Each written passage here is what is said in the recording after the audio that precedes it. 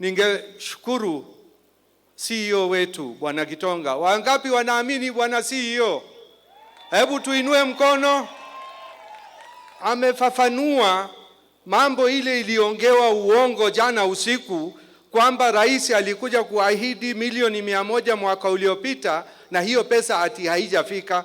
Unajua saa ingine uongo pia lazima utumie akili kupeana uongo. Jana kwa runinga usiku mtu amesema ati milioni 100, rais akikuja muulizeni milioni 100 kama imepeanwa.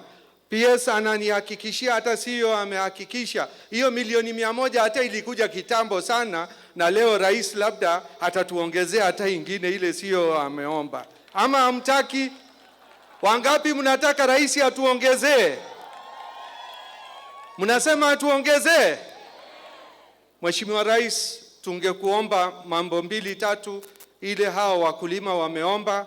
Mambo ya feeds ipunguke bei. Kijana wetu ule youth ule anafanya mambo ya hii ufugaji ya ng'ombe amesema mambo ya vaccination.